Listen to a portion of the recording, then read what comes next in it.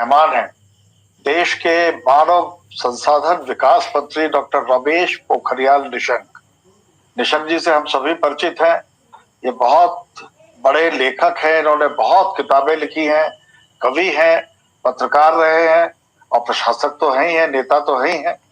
तो निशंक जी, आपको भरोसा है जीतेगा हिंदुस्तान?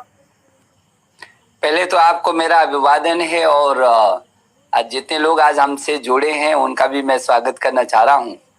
हमेशा ही हम तो ताकत के साथ हिंदुस्तान ने ही जीतना है। दुनिया में तो हिंदुस्तान अब आगे आने वाले समय भी हिंदुस्तान का ही है और हर विपरीत परिस्थितियों में हिंदुस्तान हमेशा जीता ही है।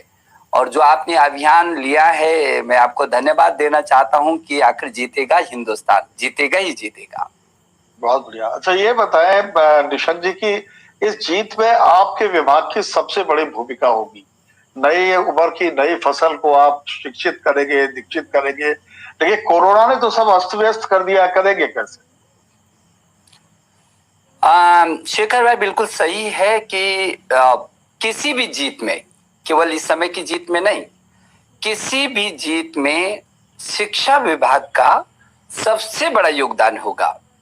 क्योंकि यदि आप देखेंगे तो यदि मैं थोड़ा सा पीछे जाऊं तो इस देश को विश्व गुरु कहा गया है, विश्व को लीडरशिप दी है। तक्षशिला, नालंदा जैसे विश्वविद्यालय इस देश के अंदर रहे हैं। जब पूरा दुनिया ने ज्ञान विज्ञान अनुसंधान के क्षेत्र में इस देश में आकर के और शिक्षा ग्रहण की है। और हमेशा इस देश के बारे में कहा गया, ये तो देश प्रसूतस्य सकाशादग्रि जन्मना स्वम स्वम चरितम शिक्षरन पृथ्व्याम सर्व मानवा। पूरी दुनिया ने आकर के हमसे ही कुछ सीखा है, लेकर के गए हैं। तो हम तो वो देश है। आज भी यदि देखा जाए तो 130 करोड़ लोगों के इस देश में यदि इस शिक्षा के परिवार को देखा जाए तो 1000 से भी अधिक विश्वविद्यालय हैं, 45,000 से भी अधिक डिग्री कॉलेज हैं, 15 लाख से भी अधिक यहाँ स्कूल हैं, 1,09,00,000 से भी अधिक अध्यापक हैं। कई देशों की तो कुल हमारे अध्यापकों के बराबर ही जनसंख्या नहीं है। और यदि मैं छात्र छात्राओं की बात करूं तो 33 करोड़ से भी अधिक, कुल अमेरिका की जनसंख्या जितनी नहीं है उतनी हिंदुस्तान के छात्र छात्राओं की संख्या है। हमारे देश का भी 35 करोड़ है और आपके छात्र छात्रा जी, इनको हम देवता ही मानते हैं। ये हमें मेरे देश के देवता है जो भविष्य का निर्धारण। लेकिन आपने तो मुझे बहुत से सवाल दे दिए अपने जवाब में, मैं बारी बारी से आपसे पूछूंगा। बिल्कुल बिल्कुल।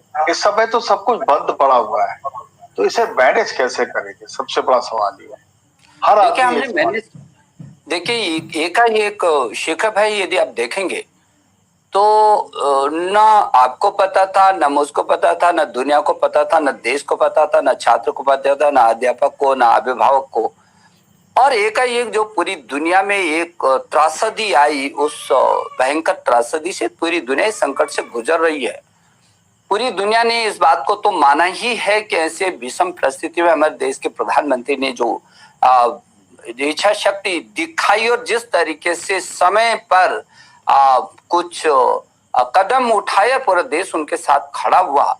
ऐसी परिस्थिति में आज यदि आप मेरे परिवार की बात करेंगे, शिक्षा के परिवार की बात करेंगे, तो हम प्रधानमंत्री जी के मार्गदर्शन में हमने इस काल में भी जहाँ शोध और अनुसंधान को निरंतर किया, और वो शोध और अनुसंधान मेरे IIT, आईसर और विश्वविद्यालयों ने किया, जिस पर देश को नाज होगा, युक्ति पोर्टल पर हमने किया।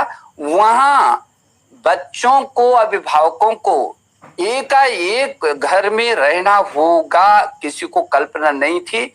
और आज 33 करोड़ छात्र छात्राएं अपने घर में रह करके पढ़ना उन्होंने शुरू किया है। आखिर इस बंद के समय में भी हमने जिस तरीके से अध्यापकों के साथ, अभिभावकों के साथ मिल करके, सरकारों के साथ संवाद करके जिस तरीके से हम लोगों ने इस बंद के दौरान भी गतिविधियों को न केवल जारी रखा, बल्कि वो जो बच्चा घर में कैद हो गया था, आप समझ सकते हैं कि एक सप्ताह तो कोई घर में रहे, 15 दिन में तो रहे, और वो भी बच्चा छात्र जिसमें ऊर्जा होती है उसको कहीं बाहर घूमने को नहीं मिल रहा है, खेलने को नहीं मिल रहा है, वो जितने उसमें ऊर्जा है उसका उपयोग करने को नहीं मिल रहा है। ऐसे वक्त में भी शायद कोई सपने में भी नहीं सोचता होगा कि हम उस इतनी बड़ी संख्या को ऑनलाइन पर लेकर के आएंगे। और मुझे खुशी है कि हम उसको ऑनलाइन पर लेकर के आए हैं। और बधाई तो है, लेकिन देश आपका इतना विपन्न भी है कि बहुत से लोगों के घरों में ऐसे साधन नहीं है। तो एक ये डर पैदा हो रहा है कि ऐसा तो नहीं गरीब पिछड़ जाएंगे इससे। नहीं, देखिए, पहली तो बात तो ये समीक्षा तो सेकंड नंबर का, पहले तो ये है कि अचानक ऐसी परिस्थिति आई और हम तैयार हुए। तो आपको थोड़ा सा इस बात के लिए तो मेरी टीम को बधाई देनी ही पड़ेगी कि आखिर ऐसे कोई सोच भी नहीं सकता था और हमने इन परिस्थितियों में उस परिस्थिति को पकड़ा। और जो हमारे देश के प्रधानमंत्री जी ने बार बार कहा कि चुनौतियों को डटकर मुकाबला हो तो अवसरों में तब्दील होती है, और हमने सच में इन चुनौतियों का मुकाबला करके उनको अवसरों में तब्दील करने की कोशिश की। हाँ, ये बात सही है, जो आपकी चिंता है वो हमारी भी चिंता है कि हमारा जो बच्चा जिसके पास स्मार्ट टेलीफोन नहीं है, हमारा वो बच्चा जिसके पास नेट नहीं है, जिसके पास किसी प्रकार की सुविधा नहीं है, हम वो अंतिम छोर तक के बच्चे तक भी हमको जाना है। और इसलिए अभी one nation one digital platform जो प्रधानमंत्री जी की पीएम ई विद्या के तहत हम लोगों ने ये अभियान लिया है और 1 क्लास 1 चैनल का अभियान लिया है।